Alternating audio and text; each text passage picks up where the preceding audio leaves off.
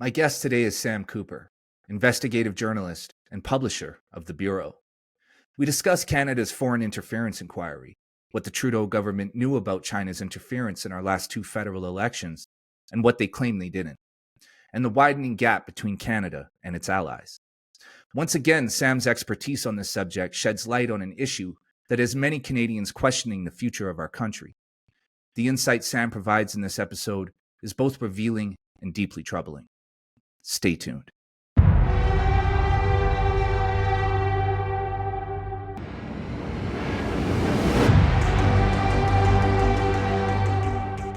Sam Cooper from the bunker. How you doing, man? Yeah, I'm back from my alternative secret location today. Yeah.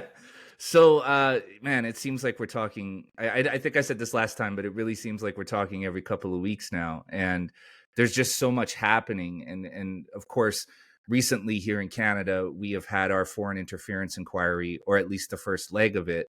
And I reached out to you and I was like, Sam, we got to do this. We got to talk about this because, you know, for average people like me, it's difficult to kind of parse through all the information that's coming out through these cross-examinations and to figure out, you know, what is, you know, a smoking gun and what isn't. I mean, I know what I'm listening to, and to me, I'm like, these are all smoking guns. Like we don't have to go any further here. Like, we have proof that China meddled in our last two federal elections. But Sam, I know you're itching to talk. So before, can I jump in with one thing? Speaking of smoking guns, and just separate this off before you jump in and we unpack like this, you know, rat's nest of smoking guns on election interference.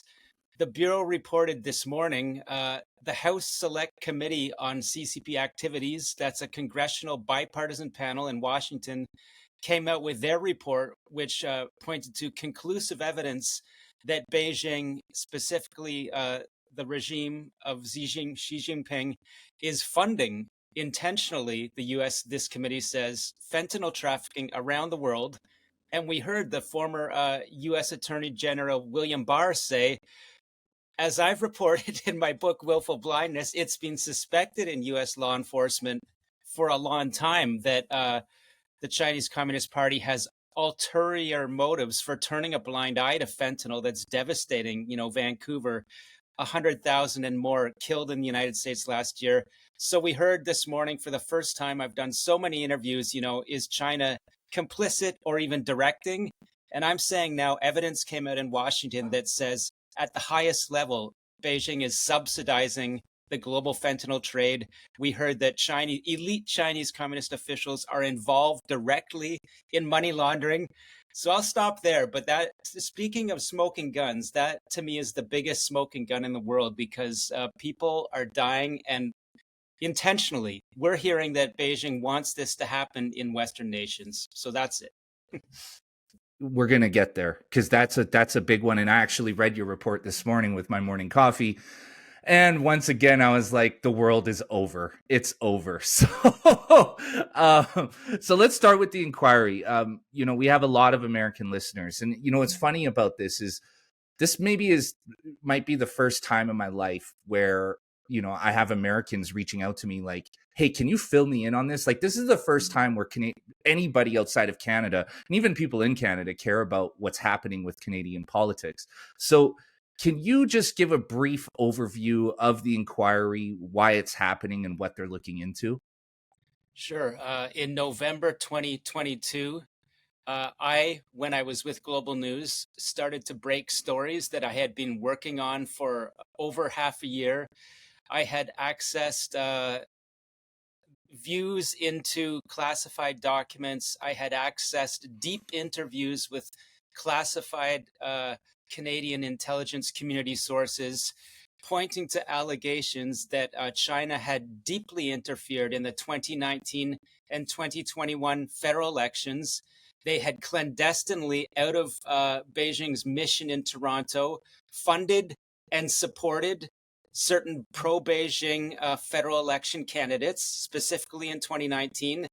And in a nutshell, this is the first time, as I learned from my American intelligence community friends and sources, that allegations that China has clandestinely funded Western elections, this is the first time it's ever been reported, right? So obviously this was a firestorm of media coverage, tremendous, tremendous focused pushback from the regime of Justin Trudeau and his prime minister's office. And so this reminded me, as I've reported in the Bureau, of the let's call it the greatest journalism story ever, that of Watergate in the United States. The questions there were, could the Nixon regime be involved in undermining American democracy with, clandestine funding schemes, attacks on political opponents, in this case the Democrats?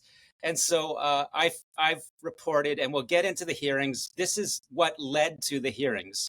Of course, the Globe and Mail, after taking some shots at my reporting, I'll say very forcefully right now, got in line and got the real information and started to do a lot of reports, very impactful reports, as well as my former employer, Global News. And so the inquiry after the Trudeau government dragged its heels and dissembled and obfuscated, I'm saying that evidentiary means that can be proven now. After they, refused to call an inquiry, they had to for political reasons. There was enough pressure from the opposition parties, or their sort of partner coalition party even was for it. And this commission is mandated, that's been going on for the past months, and specifically the real evidence the past 2-3 weeks, to look in, can it confirm, as I reported, election interference efforts occurred in 2019 and 21, and were some of, really the question is, what did Justin Trudeau's administration know? When did they know it? Are they guilty of inaction or even complicity because their party and government could be benefiting? So I'll end the answer there. That's a big whack of things going on. But I'm saying, in a nutshell, the questions are: did China interfere very directly and try to fix our elections? And is the sitting government, aware? Did they do anything about it? Yeah, and then that's the big question, right? And we'll get into the evidence here because, again, I'm a layman, right? I'm not Sam Cooper. I haven't been on this for years and years and years and years. And I mean, in a lot of ways, you must feel, at least partially vindicated by everything that we're seeing now, because you've been the guy screaming from the wilderness and the mountaintops that something's happening. And of course, for years you were kind of treated as being, a crazy person who was seeing something that wasn't there. And now it's very obviously there and you saw it the whole time. So I want to start there. Do you feel vindicated as an investigative journalist, as being one of the, and I'm saying this, not you, but as being one of the greats? Do you look at yourself as being like, yes, finally they're getting it. I've been saying this for years. Finally, they're waking up. Do you feel, I guess, vindicated by everything you're seeing? I mean, I don't want to be, falsely modest, and I don't want to overstate, but I've written that I do think this, for Canada, has parallels to the greatest story in journalism history, which is Watergate. And I do think that it took a lot of, I'll give credit to, some of my colleagues and team members at Global News, where I reported from. I'll also say that this stemmed directly from my individual work, in writing the book Willful Blindness, in uncovering foreign threat networks, starting in British Columbia, and then journeying to Ottawa, the center of power of Canada, and knowing, inside, that I would find, I thought, more causal reasons of, what was happening in British Columbia. So to answer your question, I'm going to refer to my friend Harry Sang. He's Taiwan's, top official in Canada, in Ottawa. I call him the ambassador because that's what he is. Taiwan's a free democratic nation. And he once said, somewhat tongue in cheek, well, the story of the prophets, they'll be thrown stones at and catch the arrows, but they got to do what they got to do. I'm paraphrasing him, and we both laughed. But look, people should not take it lightly that when you're uncovering, powerful allegations, powerful people and institutions will be disrupted and will take great umbrage. And so I would agree with you that the evidence that's come out in the hearings deep down, I believe that the people that have been following me since I was reporting from British Columbia always always knew that the evidence I was putting out, that of the allegations, were very, well reported. There was another side to the story, and various people were saying, this is just absurd. And those people have been proven wrong. The evidence that's come out in the hearings are that in the most minute details, my reporting of allegations, my reporting of context could not be more accurate. I'll say that. And there's still going to be, some people, and who I'm talking about, that are going to be out there. I call them, I would say, we've seen how rare it is for a chorus of trained liars to try to lie together forcefully and charismatically. And yet it just can't be done because there'll be contradictions. And that's my rant to your question. Am I one of the greats? I don't know. I'm following the greats. I know that. I think you are. Every time we do this, it's like I get message after message from people like, "Hey, man, dude, Sam, just tell Sam we love him." Like it's because the hard thing is I think a lot of people in Canada, much like Americans right now, we feel like we're being held hostage by our government. And you're one of the lone voices out there saying, no, look, there is something wrong, and I'm going to show you what's wrong. And, you wrote a great narrative piece at the Bureau about how you come to acquire these, top secret intelligence documents. And I lovingly refer to you as James Bond on a bike, because that's like honestly how I feel. You're riding your bike, sitting in a cemetery, reading these documents. I mean, if I read them, I'd be freaked the fuck out, and I'd be telling everybody instantly exactly what I saw. So, like you've done the work, man, and now we're here. So let's talk about what's happening. We've seen members of the Trudeau Liberals put on the stand, cross-examined by a litany of different lawyers during the past few weeks. It's a lot to listen to. I mean, myself personally, I listened to most of it, but it's a lot of reiterating the same things over and over. So can you talk about the key evidence that's been revealed through these cross-examinations and who it came from? Yeah, I'll start with, one of the most, let's just call it, egregious pieces of evidence that was proven is that at a high level, Canada's government had put in place this bureaucracy that was supposed to monitor election fairness. The saying that, people look at the last battle, and so these people, whether by design or just, a little bit of silliness, they weren't looking at Taiwan's elections, where the real threat, maybe they didn't want to understand for good reasons, that China is Canada's real threat. They were looking at the US presidential elections and putting in some big disinformation system that was supposed to, judge if Russia basically was doing cyber war, cognitive warfare on our election. So it's just the classic case of looking for a problem that wasn't even going to be there, and they should have known it, and they did know it. They knew China was the real threat actor. They knew that the threats happened from the ground up organically through often, human espionage related election interference, pressuring politicians. We can say basically bribing some, extorting others, threatening others, to try to put politicians that will bow to Beijing's will in Canada's parliament. But these threat monitors, who are supposed to be trained in watching for cyber disinformation, had many reports that starting, a month into Canada's 2021 writ period for the federal election, when the Conservative Party, that was the challengers to Trudeau's government, started rising in the polls, we see coordinated, egregious smearing in WeChat disinformation channels. They picked up on a Ottawa Hill Times, that's a Canadian media outlet, interview with a Chinese official saying that essentially the Conservatives, Baron O'Toole, would be brutally anti-Chinese. And, they said the most serious cases in WeChat, they called this incumbent Kenny Chu in British Columbia, which, as I'm saying, is one of the ground zeros for Chinese espionage and organized crime. WeChat attacked him as an anti-Asian racist. This is a man from Hong Kong.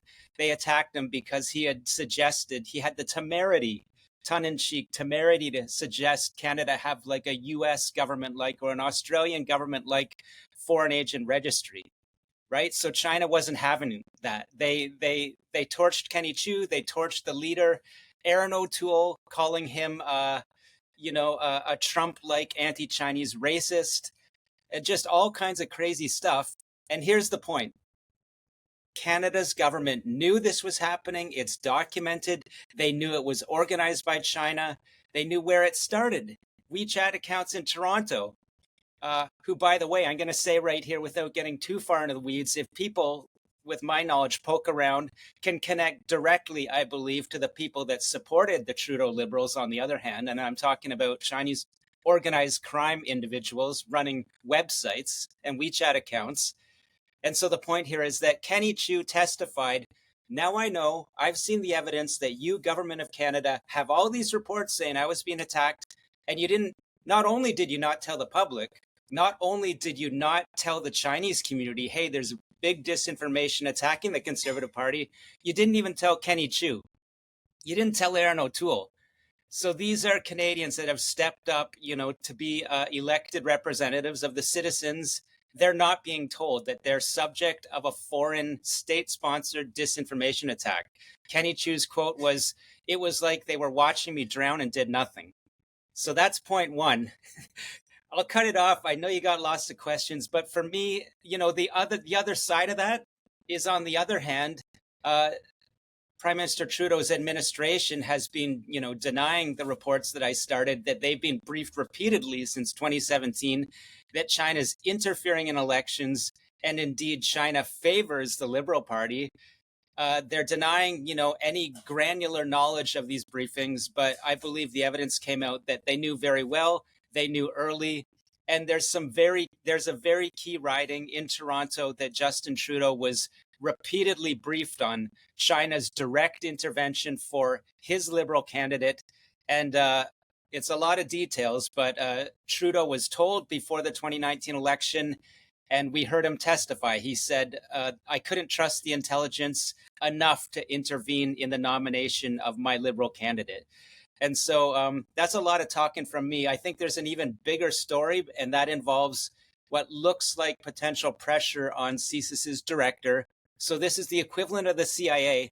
Let's imagine for a moment that whatever you think of a U.S. president, from Reagan to Bush to Clinton, Biden, Trump, what if they were told their party's favored by a foreign government, and they've got a candidate that was supported, or candidates supported by a foreign government, they knew and did nothing. And they went back to the director of the CIA and asked him to change intelligence. This is what the evidence that's being led in Canada's hearing. That's the one that really is the most astounding to me, is that, so CSIS in Canada, like you mentioned, is our intelligence agency. They're our CIA. They're tasked with informing our government as to threats that are currently going on. And I mean, they're spies, right? They're covert. So they're right in these networks, paying attention to what's happening. They brief Trudeau, Karina Gould, other members of his cabinet routinely. I mean, I read that she was briefed 7 times. She was told 7 times, and they did not only did they do nothing, right? But it appears like there's some level of collusion there, because they knew that they were benefiting. So I mean, am I off base here, or do you see the same thing? Does it appear like there's some collusion going on?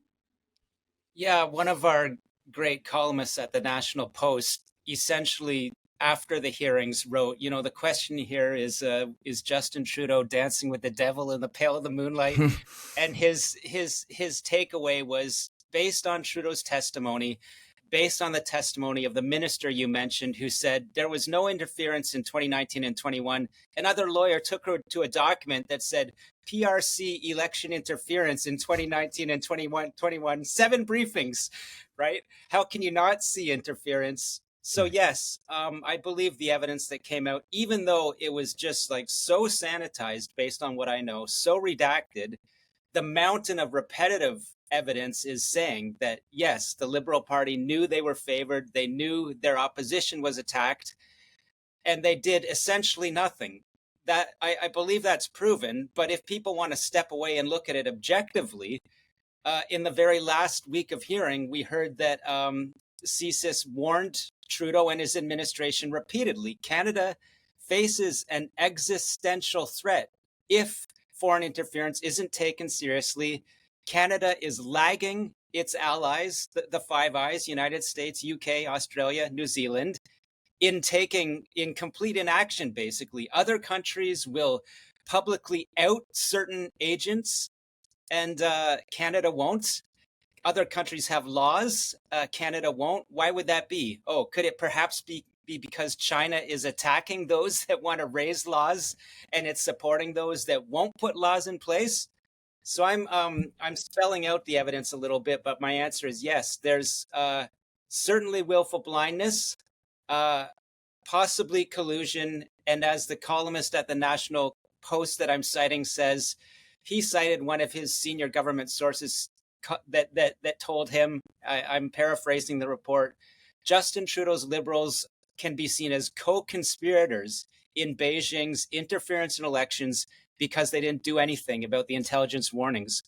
So that's the big story. But I want to put a point on that answer by saying the big story that the Bureau covered was that, again, CSIS director David Vigneault, in 2019, CSIS puts up an explosive report before Election Day saying that a particular candidate in Toronto, Chinese officials in Canada, sent busloads of Chinese students. There were also Chinese seniors, according to the evidence I've seen and we heard, Chinese diaspora members, sent them, directed them, threatened them to vote for this person and their nomination in Toronto. Trudeau was told about that, remember? We've heard verbally, didn't remove the candidate. The big point here is that CSIS's intelligence report goes up to Trudeau's national security advisor. This is the top national, security official for Trudeau, appointed by his government. This official then talks to the CSIS director, David Vigneault, and David Vigneault changes this intelligence report. The very key thing here, I'm telling our Canadian listeners, some that follow me, American listeners, watch for this story to be unpacked. It may take years, but it'll come out. Something's taken out of this first 2019 CSIS intelligence report after a conversation with Trudeau's top intelligence advisor. Something comes out that says, this is redacted, sanitized. The report says, a politically connected Canadian, end quote, was involved in compromising the integrity of the 2019 election. So that comes out. The politically connected Canadian. I'm telling listeners in Canada and the United States, stay tuned. Is this politically connected Canadian who came out of the CSIS report? Who are they connected to? Are they connected to Justin Trudeau in his office? That's the question in my mind, and that I'm going to phrase that very carefully. It's a very important question. So I'll end my answer here. Shocking stuff. How many times are these sensitive intelligence reports vetted before they have to go up to all these senior Trudeau, supposedly nonpartisan bureaucrats? It gets changed in 2019. The evidence came out that it got changed again in 2023 after intelligence leaks lead to myself at Global News and the Globe and Mail reporting on, these sorts of allegations. Trudeau and his top staff meet again with CSIS director David Vigneault, and this time he's directed to change that same report again. So I don't know, is this, the question is my mind, is it, an unprecedented case of political interference from the Prime Minister's office to have sensitive intelligence changed not once, but twice? Yeah, and so, man, there's so much there that I want to touch on. So the Trudeau, the Prime Minister's office, Justin Trudeau himself and his aides, the people who work for him, them requesting that an intelligence document be rewritten or changed or altered in some way, not once but twice. That right there just tells us that there is something really bad happening here, right? There should have been no request to change the intelligence, right? The point, I mean, there's, it's like a tire fire of smoke coming off that. It's not a smoking gun. It's a factory full of smoking guns with tires thrown on top and gasoline ignited Right. because who is this politically connected Canadian that came out of the first report? Are they directly connected to Justin Trudeau? We'll leave that question there. But remember, this is Trudeau's candidate in an important Toronto riding, and Trudeau is told before the election about CSIS allegations.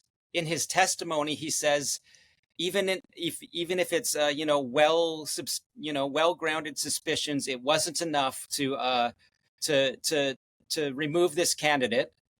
But that's what it is.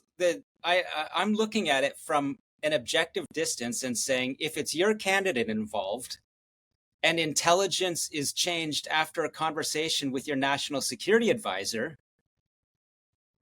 that has to be a conflict, even if it's not proven that, Trudeau at the end of the day directed for that intelligence to be changed because of its explosive nature. It certainly raises the perception of a cover-up. It raises, on the face of it, full stop. That's all I need to say. There's the perception of a cover-up. There's the perception of a conflict. And then we go back and it's done again after media leaks, that is intelligence leaks and media reporting start to disclose that, it looks like Justin Trudeau's government is ignoring serious intelligence warnings regarding Chinese efforts to fix the past two federal elections. Yeah. And so in this specific case with this specific candidate, what we saw were busloads of international students shipped in to vote for Han Dong, this liberal candidate. And here in Canada, you can vote for a candidate within a party and not be a citizen. You just can't participate in the provincial or the federal elections themselves. And so in this case, I mean, the tough question here is this, and at least this is just my perception. The Chinese diaspora are obviously being weaponized democratically, right? They're being directed to vote for specific candidates, and they're being threatened, they're being intimidated, they're being propagandized. So they're being weaponized by the CCP in an effort to swing our democratic elections in a certain direction. And can I put a point on that? please. Yeah, certainly the Chinese Communist Party is attempting to weaponize diaspora communities. The Chinese police stations are part of that. That is, putting in what is clearly a Chinese secret police presence in cities, including New York, that will have the effect of sort of Big Brother, Big Daddy Xi is watching you and, wants you to vote for who he wants and not to be the person that's against the Chinese Communist Party. Yes, those are efforts, but there's a lot of very brave Chinese diaspora citizens that are resisting those efforts. And so this is an ongoing battle. But what's happening in this case, specifically to Toronto, is we have Chinese international students who are not even residents of Canada. They're foreign students, right? And the allegations are that their student visa will be held over them. Their family in China could face threats if they don't nominate the candidate who's sitting in a safe riding for Justin Trudeau. The other thing is seniors are part of this, bussed in, and these could be people that, this will not be, elder, discriminating against elders, but people that are sort of lacking the mental acuity that will have, pieces of printed paper directing them who to nominate, right? So we're talking about people that do not have either they're young people whose families could be threatened and are not of age to be very politically active, or people that are, bussed in and directed of how to vote. And again, are easy to be exploited. Yeah, I also read that there were a number of like people using fake IDs and fraudulent identifications in order to vote. Was that, am I correct there? The one of the allegations is, and it's important to state that again, we heard a lot in the hearings that intelligence isn't evidence, and there can be well confirmed and corroborated intelligence that, in my books, is essentially evidence, and then there can be, early, let's just call it early warning intelligence that doesn't always pan out. But what we can say with absolute, yeah, the allegations from CSIS were that some of these students are provided falsified documentation to make them look like they're eligible when they are not even from the riding where they're supposed to nominate, and that this documentation is provided by, again, a sanitized document says a known proxy agent of the Chinese officials that are behind this whole campaign. Yeah, and for our American listeners, this is why this is relevant to you, because you currently have tens of thousands of Chinese citizens being piped into your country right now. And so this is what you have to look forward to, especially with Democrats changing the voting rules.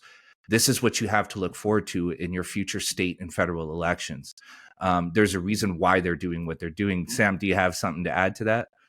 Yeah, like what I would add is, it can be very easy for people to hear the statement you made and say that's partisan or, even xenophobic. But I would like to just strongly reiterate that this is the view of the US State Department. This is the view of the CIA. This is the view of the Drug Enforcement Administration. And that is, we have to separate, immigration into a multicultural nation, which is good, from immigration that is weaponized by hostile states. And there is no question across, even though, President Biden has taken some positions, I believe that his regime understands, and even at a bipartisan level in the United States, I think there's a growing understanding that that statement that China, the Chinese Communist Party, just as it's weaponizing fentanyl, will attempt to weaponize immigration. And it's proven. Again, New York City, we have proven Chinese Communist police station cases. If you've got a Chinese Communist police station in your city, which I'm saying is directly connected to underground casinos, organized crime, and drug trafficking and money laundering, uh, yeah, you'll see these same voter interference efforts from the very same networks that are very active in Canada, and that often involves Fujian transnational crime, which is a whole other podcast and story. Yeah, and that's exactly it. Thank you for clarifying that, because it does sound partisan and it does sound like you're attacking an entire nation or entire race of people, and that's just not the case. It's just, look, what we're seeing now, that's been a strategy all the way back through Mao. China's strength has always been in its numbers, and they've known how to use immigration and importing and exporting their population to different countries in order to get the results that they're looking for. What we're seeing here is nothing new. This is something that's been done many, many times before. So I want to pivot back to David Vigneault and CSIS, because just through my watching, through what I viewed, it looks like Trudeau is trying to paint our intelligence agency as being incompetent and not providing,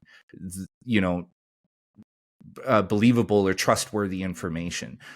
Did you take that from this as well? Oh yeah, 100%, and a lot of I would say, opinion op-ed writers, a lot of Canadian journalists, even if they didn't understand this story for a long time, I think are around to that view that, it's the old phrase that shoot the messenger if you don't like the message, and even undermine a professional, highly professional intelligence service. As I'm saying, the appearance is that your senior political bureau, senior political, they're not, just they're political flacks, they're spin doctors, pressure the intelligence agency because their findings are not good for your party. Yeah, so you do that. You then cover up that you did that. And then when the evidence comes out, you continue to try to disinform Canada's citizens. As one of our memorable former politician whistleblowers said, you treat Canadians with contempt, and you treat the intelligence agency with contempt in saying that they're bad at their jobs, and they're not. The only thing they might be bad at is, I'm sorry to say, that their senior executive in some cases appear to have bowed to political pressure, which is hugely concerning. Absolutely, that's extremely concerning, and it tells me, at least, as a layman, as an outsider, it points to more collusion. It points to that there's something else going on there, right? Because look, he was David Vigneault was cross-examined again on Friday, and he basically reconfirmed and said, "Look, I told the Trudeau government what was happening multiple times. They were briefed." And Trudeau, when he was cross-examined, there was one point that really stuck with me, where he said that he preferred to receive oral briefings rather than written documents. But in his opinion, the oral briefings he received were more or less hearsay, right? So it's like, so you prefer to be told the information, but when you're told the information isn't legitimate in your opinion because it's not in a written document, and a lot is said in conversation that could be considered hearsay. So essentially what he's saying is that important intelligence doesn't reach him. Did I translate that correctly? You translated it correctly, and none of it makes sense. I mean, the only people that would I believe it are our American listeners might not recognize that a CNN host called some of Trudeau's followers Truanon, because there's like a cultish following of people that will never ever agree that his administration is wrong. But yeah, you're exactly right. On the one hand, these documents said, CSIS's director went in and briefed, you and your staff, this, and this. And he's saying, I didn't read that. But, those points are there so that the CSIS director can say them. And if asked questions, can point to, strongly corroborated evidence. And so, I mean, it gets worse. He said, yes, okay, I rarely read intelligence, where his, I would say by this time, notorious chief of staff, Katie Telford, had previously testified a year ago saying, of course, the prime minister reads all intelligence given to him. And what do we hear from him last week? I rarely read any. So that's why I'm saying, like, you can lie, or let's just say, be economic with the truth very charismatically and forcefully. And you can even do it in a crowd of 3 or 4. But you're not going to be able to keep that up, because you're going to contradict each other. And that's what's happening.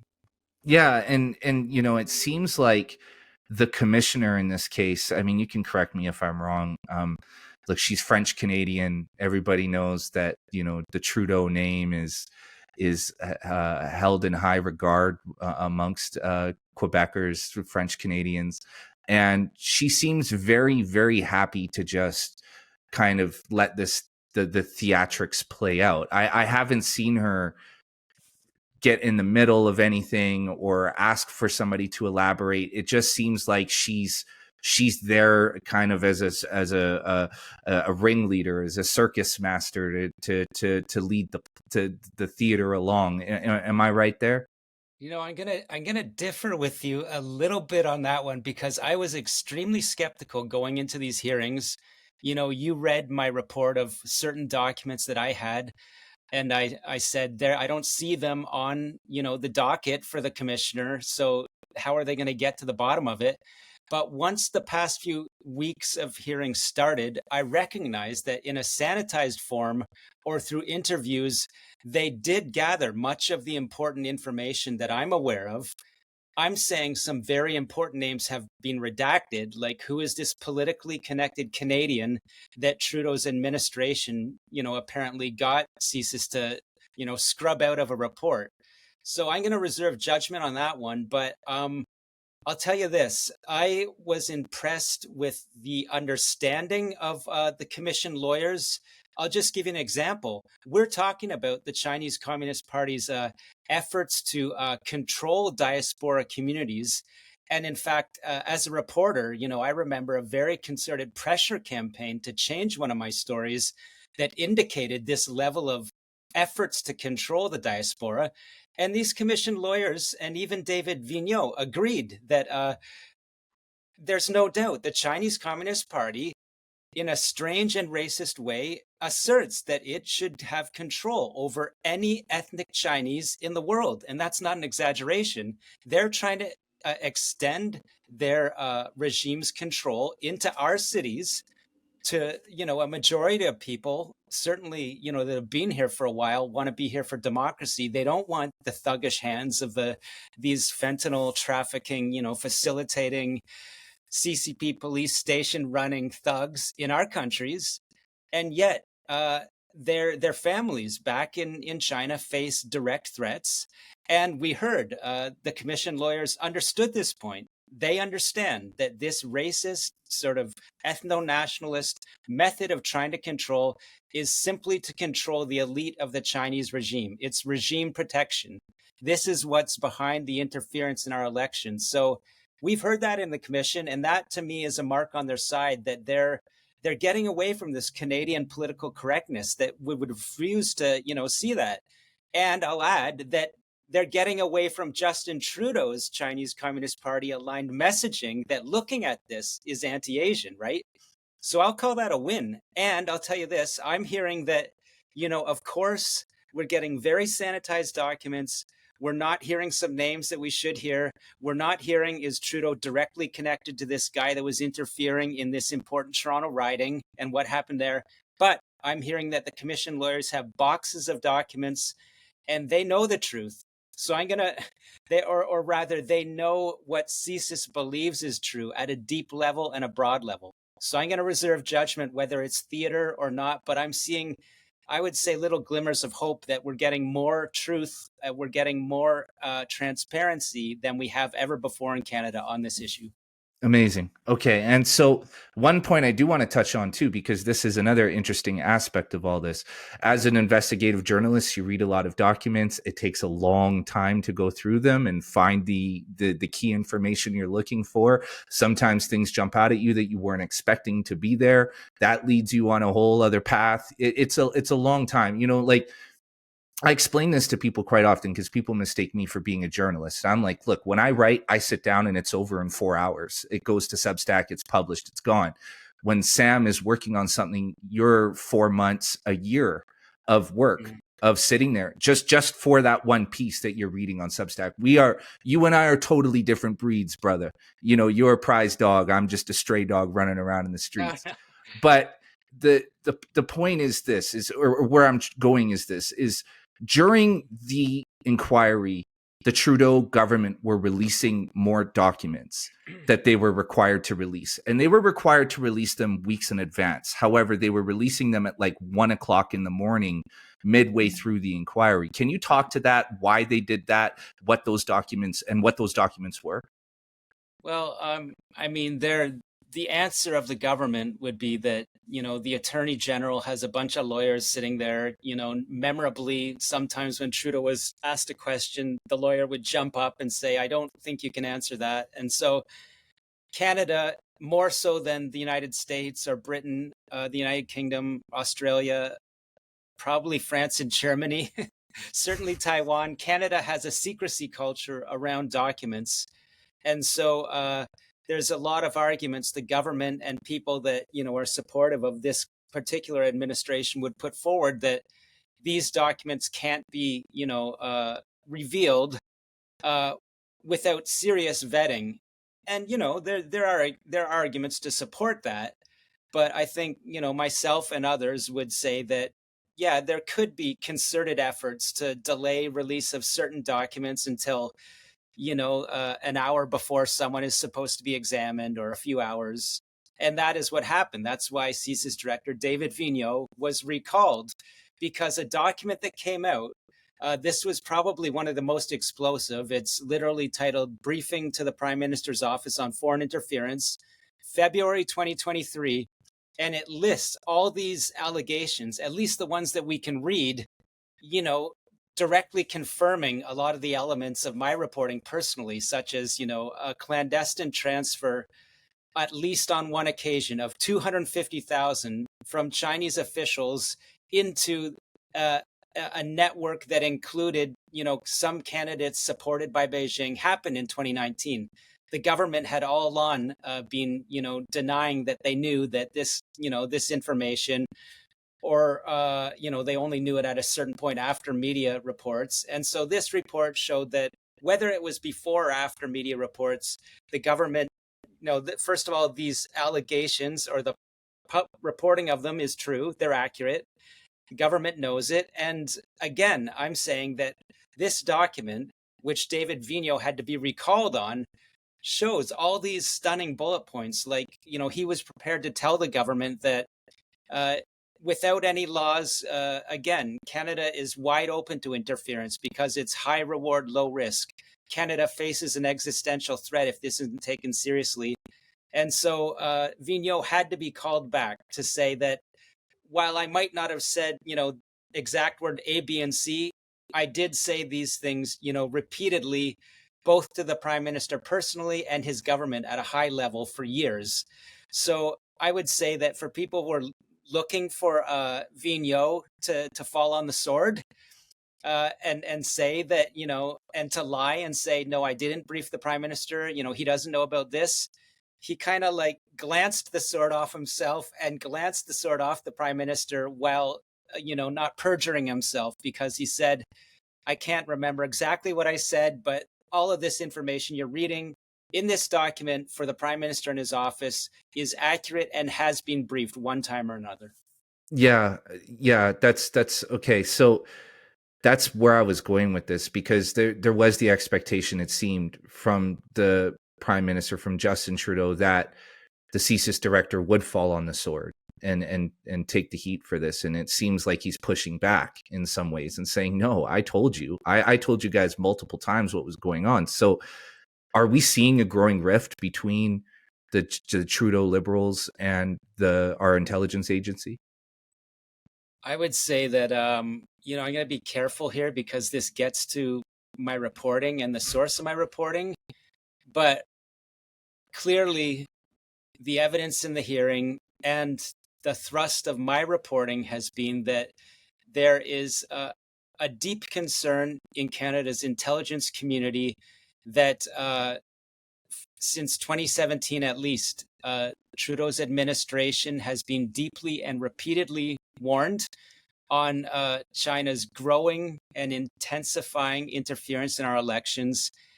And Trudeau's government has taken no legal countermeasures, has been quiet, and potentially, it looks like, has benefited, right? So the inaction for partisan reasons is, the reason that I was provided information to start to look into it and see, could this be a public interest story that needs to be reported?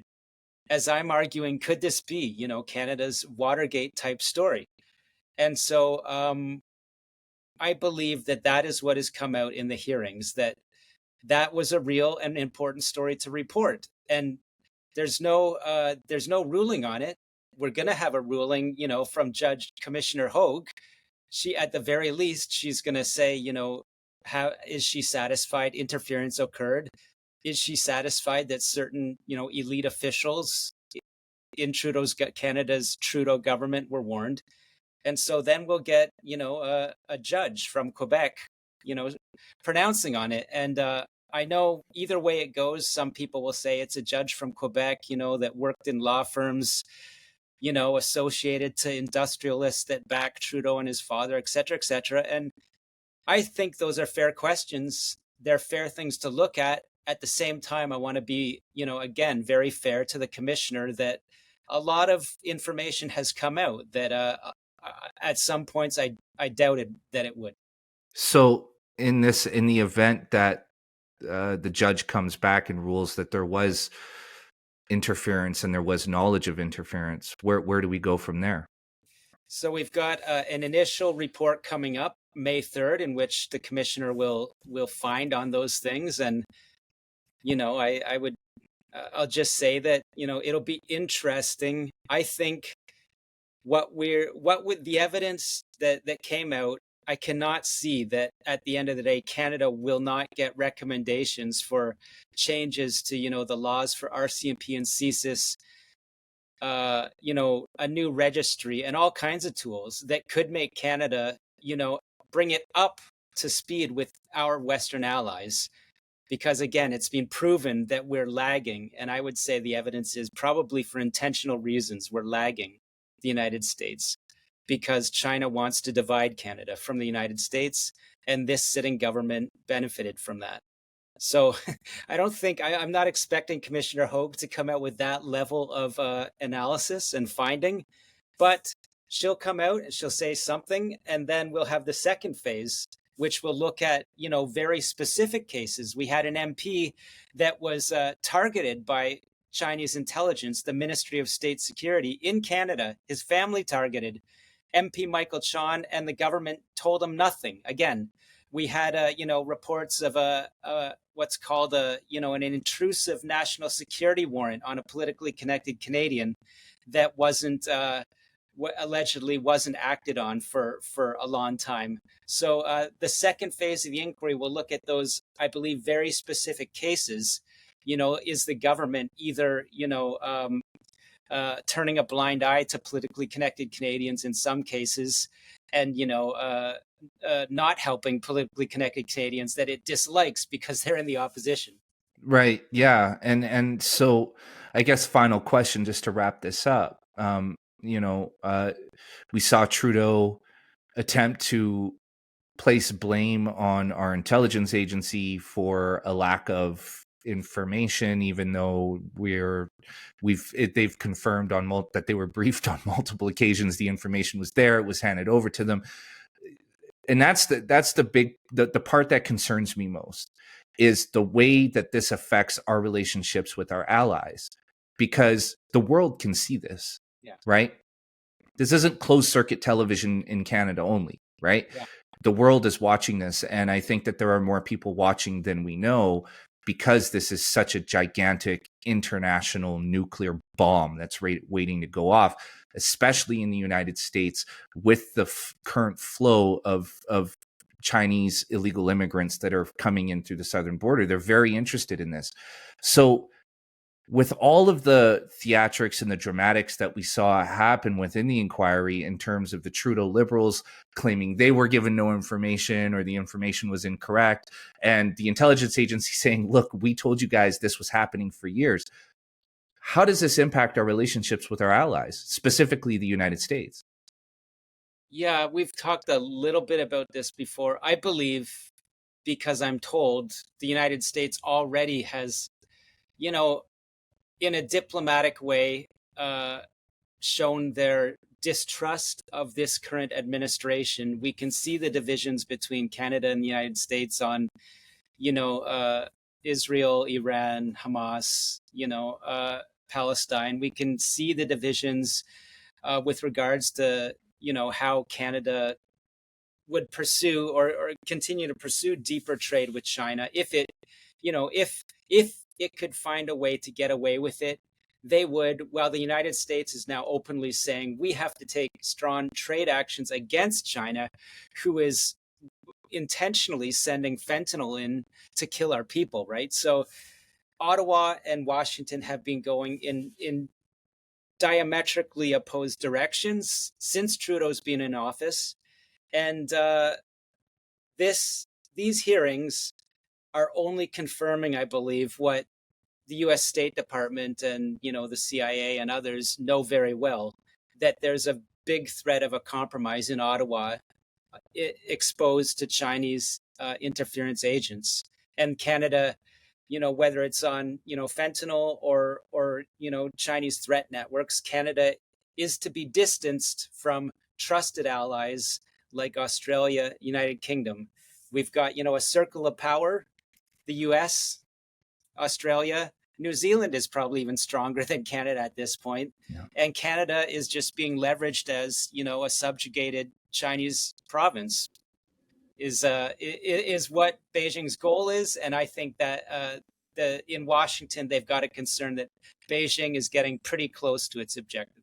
Yeah, I would say so too. So in closing, Sam, I want to talk about this fentanyl thing really quick. I know 5 minutes is not nearly enough time to cover it, but I read your report this morning, and it's some pretty damning stuff, and it's things that I think that you and I had always suspected was actually happening, but now there's definitive proof. Can you talk a little bit about that?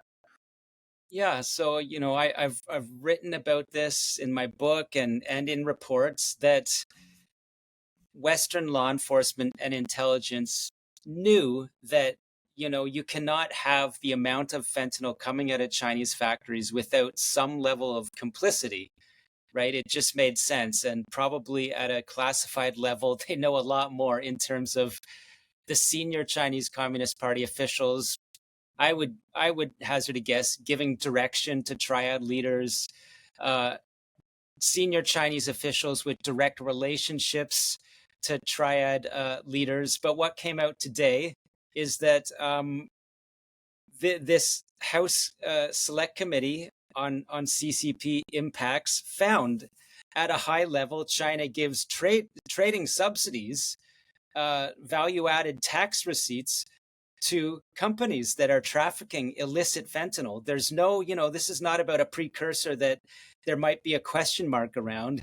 They have them giving companies trafficking fentanyl abroad, getting paid, incentivized, facilitated at the highest level by Chinese government policies, right? So that's one thing. The investigation also found certain, Chinese state companies, there are ownership stakes from Chinese officials in companies cited in illegal fentanyl trafficking. They're, of course, finding direct connections between Chinese mafias and Mexican cartels in deals to traffic fentanyl into the United States.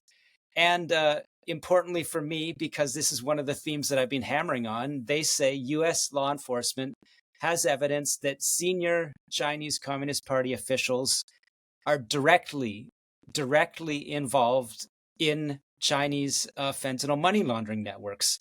So again, this is something you say, and to some people, I don't know how it could, but it might just float by. But we're saying the senior officials responsible for everything in China are directly involved in mafias worldwide that are intentionally trafficking fentanyl. So the evidence here again is, incentivizing. That is, as William Barr, the former AG, said, the only question in his mind was this a sin of omission on China's government or inaction, a sin of omission or commission, directing. And he's saying this report now gives the evidence of commission.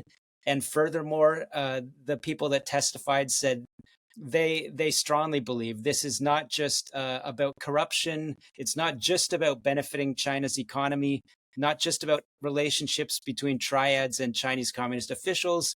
It's an intentional geopolitical strategy to tear America's social fabric, to impose devastating costs, to cause a malaise where the type that would happen when 100,000 people die in a country, right?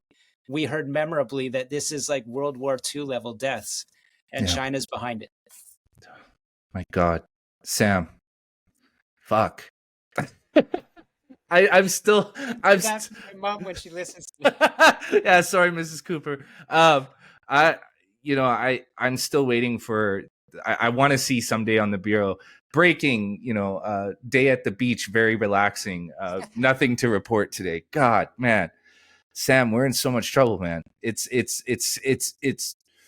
scary, but it's both scary and enlightening, but also I think brings a bit of hope because we're starting to actually see the full picture here, and it's through your hard work that we're starting to actually get an understandable view of what's happening geopolitically as far as China's involved. And I think you're doing a gigantic service, not just to your country, but also to the world at large, because I think a lot of what you're reporting can be applied in so many other places. So, I'm just very, very proud that I get to be the guy to host the great Sam Cooper and scare the shit out of everybody who listens to my podcast. We're gonna do the Kittens and Rainbow podcast one day. Yeah, man, I want to do Jason and Sam read inspirational memes. I think that would be great because we need to balance this out a little bit. Sam, before we let you go, can you tell everybody where they can find you? Yeah, go first to thebureau.news, and that's where the platform is platformed. And you can also find me at Scooper Cooper on X. I'm just going to call it X now. I'm not going to call it Twitter anymore. It's not Twitter anymore. No, for sure not. And everybody, I say this every time me and Sam talk, but really go and subscribe to the Bureau. It's probably going to be the best thing you do in terms of information and news regarding this story and many others. Follow Sam on X. I am a habitual refresher on Sam's feed because he's on it all the time.